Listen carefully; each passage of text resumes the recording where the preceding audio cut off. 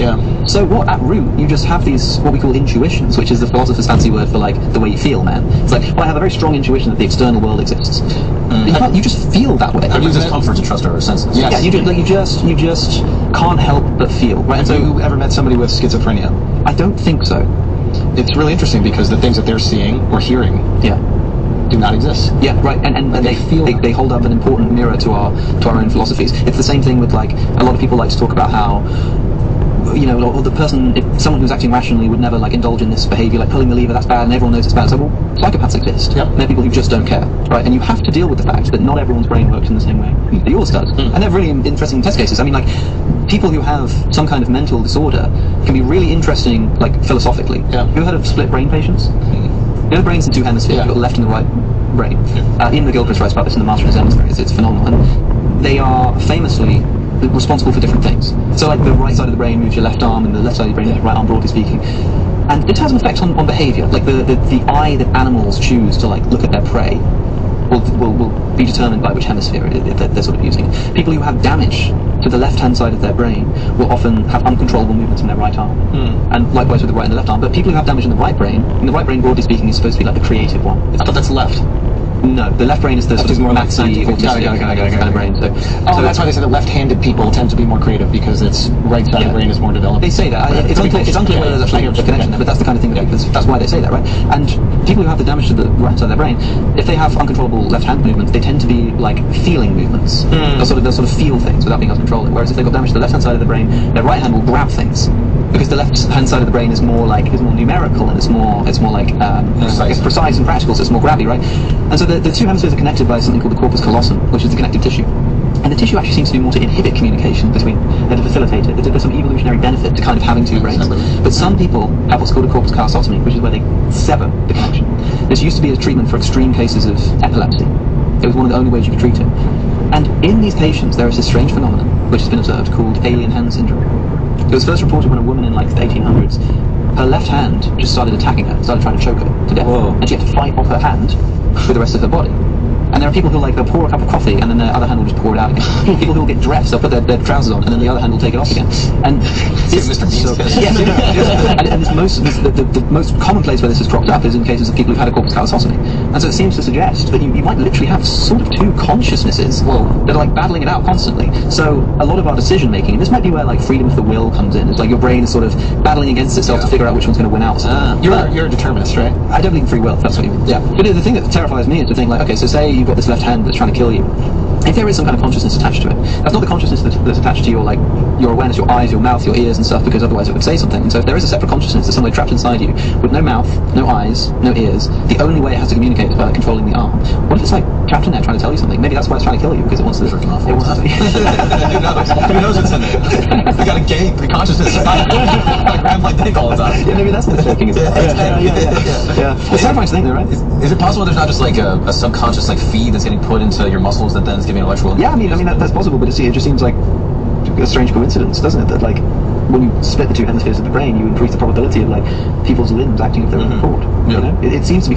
We don't know exactly, but people who undergo these experiences have really interesting, like, examples of how, like, our philosophy can just completely shift or change based on the way people behave. I mean, your idea about theory of mind and what mind is and whether it's attached to the brain or whatever can be altered by the existence of split brain patients. Because what if there are two people? Like, in the philosophy of mind, a really important question is, it's called personal identity. Like, what makes you the same person you were 5 minutes ago? What is the actual connection? Like, what's going on there? And one important question people ask is, like, if I cut your brain in half and I take the two parts of the brain, I put them into new individual bodies and wake them up, like, which one is you? And some people say neither of them, in which case you just died. That seems a little bit weird. Some people say, well, they're both you. But if they're both you now, then 5 minutes ago they must have both been you as well, but, like, in one person. So it's like for your whole life you were two people living together. That doesn't seem quite right either. Have you seen the show Severance? No, but I've heard about it. I started watching the first. Are you familiar with the premise of the show? No, I'm actually not really. So no spoilers. No, I'm not going to give away. But the idea is that you could sever the brain in a way where when you go to work and you enter the space at work, you, like, don't remember or something. Yeah, you are you essentially, but you have limited knowledge of things in the outside world. Yeah. You speak, fluently. I think you have like some words you don't understand, like what Bermuda is or whatever. But like you are you kind of have a similar personality, but you have no connection to who you are in the outside world. So the idea is you could just go to work and then clock out. Yeah. And it sounds good on paper. You're a lot of people have shitty jobs. You're like, I'd like to, for 8 hours, not even think about how horrible my fucking job is, and then you leave. And the show is this interesting experiment because it's like, well, how much autonomy and agency do those people have at work? And then once they find out that there's a life outside of work that might be better, and they don't have control of existing outside of it, do they fall in love? And what if that person decides to quit their job? They're dead if they quit their job. And I'm curious of like how much rights you think those people would have. It still is you, but now they're a completely autonomous human being. The important question to me is whether that is the same person. And that's when you have to ask what makes you the same person. I don't want to give away anything from the show, but let's continue asking. Like what makes you the same person that you were when you were a child? Like it's not collection of memories, because your twin might have the exact same experiences. Yeah, and also you could have false memories. I can take your memories and implant them in someone else, and they wouldn't become you. Right. It can't even be the physical matter that you're made out of, because like the atoms in your body are constantly like replenishing and changing, and after enough time, it's like no physical part of you. So suppose, for example, that's true. Like your skin isn't you because your skin replaces itself. Exactly. So like they say that every 7 years, every atom in your body replaces itself. I don't know if that's actually entirely true. But let's assume. But yeah, I mean, so say somehow after 7 years, I took all of the atoms. I managed to find all of the atoms that had been part of you, but floated off or changed, and I put them all together again. And made another version of you. Like, which one is you in the sense of being continuous with yourself like 10 minutes ago? I mean, it kind of has to be you now because you've got this continuous. Sure. But then this is the same atoms. This is like the same being, and it's actually kind of an impossible question to answer.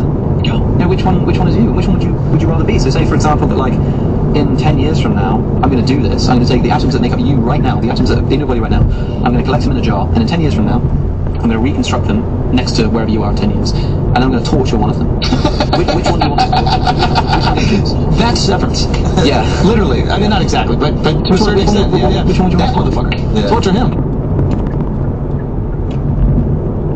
The atoms in a jar? Yeah. That's you right now. I know. So you make that decision. I know. And then like click my fingers, and suddenly you're like next to your future self, and you're like, wait, I've messed up here.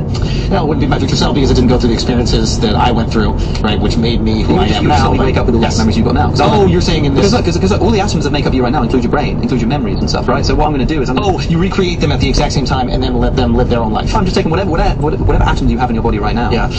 I'm just going to like put them back together again in 10 years. Like exactly. Yeah, but then they haven't went through what I went through over the 10 years. That's right. But it will. But I have another thing with this. The experience will feel as if you're talking to me right now, and as the exact same person. Suddenly, click. Yeah. You're now 10 years into the future. Yeah. Because I'm just taking all of the atoms that you've got right now, as you are right now, and I'm just putting them back together again. But they would be devoid of the experiences I had over the last decade. That's right. From the experience of that person that I create. Yes. They would remember 5 seconds ago being sat here talking to me. This is severance, right? To a certain extent. Yeah. So that's the thing. Right? Yes. It just feels like you're just suddenly there. The reason why I would feel more agency is because, hey, I've had these last 10 years of memories, right? So I believe I should have more agency than you. I've lived my life. But what if you had a debilitating neurological disorder that stripped you of your ability to create new memories? Dementia, Alzheimer's. Now you're not creating new memories. Now you don't have these experiences. So I can't say I have more agency than that body because we have the same amount of new memories. Yeah. Well, say for example, like I put more work in, bro.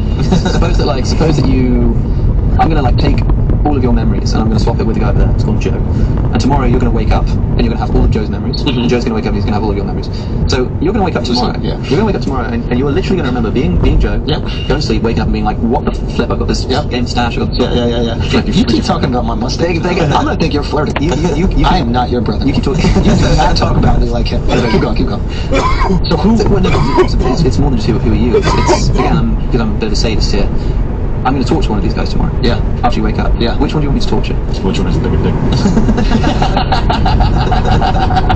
Are you subjectively still now working with your own body and perceptions, but with Joe's memories? That's right. So you would wake up and like, literally like the physical being that you are, you're gonna wake up and you're just gonna remember being Joe.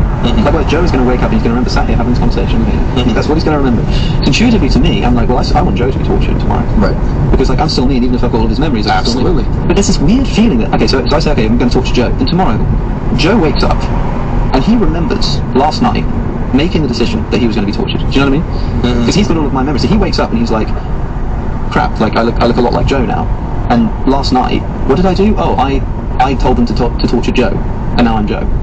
And you feel like you totally messed up. But you would remember why you said that, though. Yeah, but you would probably feel like you wanted to reverse that decision then, wouldn't you? Afterwards. You'd be like, hold on. Yeah, before no, but afterwards absolutely. Yeah. And I'd rather experience the remnants of torture than experience torture. But if you know that you're about to regret a decision, doesn't that tell you the decision's wrong? If you're making a decision and you know for a fact that in 1 day's time you're going to go, damn, I wish I choose the other. Have you not been to a bachelor party? I don't know if you would regret. I don't know if you would regret because you don't have the memory being experienced. Or you don't have the memory of the torture. Yeah, but from your experience, this is the way it would feel. Is you sat here having this conversation, going, let's talk to Joe tomorrow, closing your eyes, waking up as Joe, and being like, crap, why did I tell him to torture me?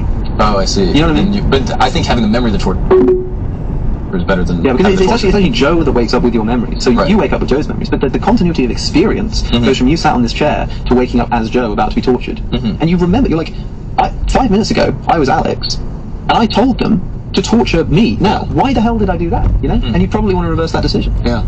It's just like it's a bit of a weird one. Okay, guys, I'm going to take a break real quick because we got to talk about these. These are fucking fantastic. I probably eat too many. I'm not going to lie to you because they taste delicious. And look, when it comes to supplements, there's a lot of misinformation. There's a lot of fake claims. There's a lot of bullshit stuff going around. But Groons actually took the time to understand proper dosing and ensure that their products are optimized and safe. If you're taking a daily supplement, a multivitamin, a green powder, a prebiotic, it's a lot.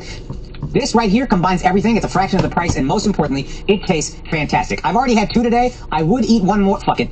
Being healthy, guys, has never been convenient or tasted better. You put these in your beach bag, you toss them in your carry-on whenever you... Hard to eat chicken breast every single meal, trucking with it. This, the exact opposite. Heavily scrutinized, the best in the business. Every batch of their isolate protein is tested by a third-party lab for purity and potency. And you can find all their test results in the footer of their website. So you know they're not bullshitting you. It's also certified by Informed Choice and Informed Protein to meet the highest standards for athletes and consumers. And once you try and love their protein, which you will, get their other supplements because every single Transparent Lab supplement features science-backed ingredients in clinically effective doses. So go to transparentlabs.com, use the code FLAGRANT, you're going to get 10% off any purchase. That's transparentlabs.com. Use the code FLAGRANT, supplement smarter, and make the switch to Transparent Labs. Now let's get back to the show. What makes you happy? What makes me happy? Yeah. What was like the happiest moment you had in the last 12 months? I enjoy discussing theology with people. It brings you joy. I like debates and discussions about philosophy and theology. My happiest moments are spent sort of sparring with somebody in a way that a boxer might spar with an opponent, knowing that they're not really trying to kill each other, but they're essentially doing a kind of sport which does have an undertone of genuine like. Have you ever fitness. boxed before? No, only in a. It's not really enjoyable. Sparring is not enjoyable. No. It's scary. It hurts. So why do it? Because you want to get better at something, and it gives you confidence knowing that like the things you practice you can actually execute. Yeah, so that's true of philosophy too. But the act thereof, especially if you're losing, and a lot of times when you're sparring against like better guys, it's costly. Certainly some boxers like sparring. Yeah, there must be people who Floyd, and it's not the guy who's Floyd is fighting is not like this is the best thing I've ever done in my entire life. Yeah. It's not like you enjoy it, like you don't like enjoy getting punched in the face, but you enjoy the thrill of being sort of in the the thrill of what you're doing. Yeah, right? And it's a similar kind of thing. The stakes. With debate and discussion. Yeah, it's great. Yeah. So I enjoy debates. I enjoy discussions. I do think debates are a bit sort of useless. They're kind of they're just theatre. They are just like always compare them to boxing matches where a boxing match will tell people you who've never boxed often do that. Comedians do that all the time. But like it's just like boxing. And it's like But no, what I mean specifically is that like a boxing match will tell you who's the better boxer, but it doesn't tell you who's the better fighter. How so? Because like, oh, do you find fighting is like I could grab a tool and exactly right? So it's like you could could outbox somebody because you're a professional boxer, but if you meet them in a bar and they just want to kill totally each other, different scenario. It's you might have slightly like better predictive odds if they're better at boxing, but you don't know that for sure. And it's kind of the same thing with debate. It's like if you have a debate with someone, you're going to find out who's the better debater. Like Ben Shapiro can crush someone in a debate, but like. Is there actually any substance there? It doesn't mean he's a great thinker. You know? Maybe. You know what I mean? I guess it depends on like what he's talking about. Yeah, and so there's not an obvious link. So for me, a debate is essentially like theatre. So you enjoy the stakes of debate, and you get to use the skills that you've worked. It's like stand-up, to be honest, more than boxing. Yeah. You're probably right. Yeah. Because stand-up is really fun. Yeah. When it's going well, and when it's not going well, What's the worst experience you had? I've had so many. It's just infinite. Part of getting better is just bombing over and over again. His learning curve was actually shorter than anyone else's I've ever seen. Mine was not. You ever done like therapy, like rejection therapy sort of thing, where you like bomb on purpose just to like toughen yourself up for it? I did that subconsciously. I was. Very smart. No, the reason I ask is because like so much focus on I don't think you're focusing on specifically yourself, but like breaking down like what is life, what is existence, what are the reasons for our behavior. What do they say? I think it was Chris Rock was like, if ignorance is bliss, I'm the opposite of that. I'm constantly aware and acutely aware of everything I'm doing and why I'm doing it. And like, that's tough. And I imagine, like, as you go through these thought experiments, you're definitely reflecting on your own life. And I wonder if there's a moment where, like, you just go get drunk and you're like, I'm not even going to worry about, like, why I'm... This is true. It's like I don't have an interesting answer to your question because I'm the same as anybody else. I enjoy spending time with my friends and my family and the people I care about. I enjoy listening to music. I enjoy watching TV. I listen to a lot of, like, sad boy indie music. It's not working out. Yeah. No, but, like, can you separate? Is there something... Can you like, turn it off? Not even, like... maybe that is. That's the thing. Can you just, like, let's say, and I'm sure you're able to do this, but, like, when you're watching a movie, like, if we're watching comedy, it's probably harder for us to turn it off, right? We're, like, more analyzing it, etc. And I imagine you're doing that with, like, life, human interaction, and decision making. How do you, like, let's say you're talking to a girl at a bar, and she starts talking about astrology. Like, can you indulge her as any guy would just meeting a new girl, or do you have to be like, this girl's retarded, like, there's nothing about Mercury in retrograde, and this is a... I think that it doesn't make it any more difficult, like, having done philosophy. If you think astrology is bullshit, you think it's bullshit, right? And the reason why I probably wouldn't, like, entertain it isn't because, like, I'm a philosopher and I care about what's truth, but just because I don't like lying in the sense of, like, if I know I'm not going to get on with you in 2 weeks because we're going to have this different way of viewing the world, then I better just be upfront and be like, actually, I don't believe in any of that. So that's a deal. That's a deal breaker. Deal breaker. It depends how they react to it, right? Like, if also how they look a little bit. That's also quite important. If they say like, oh, I'm really into astrology, and you're like, well, I think that's bullshit.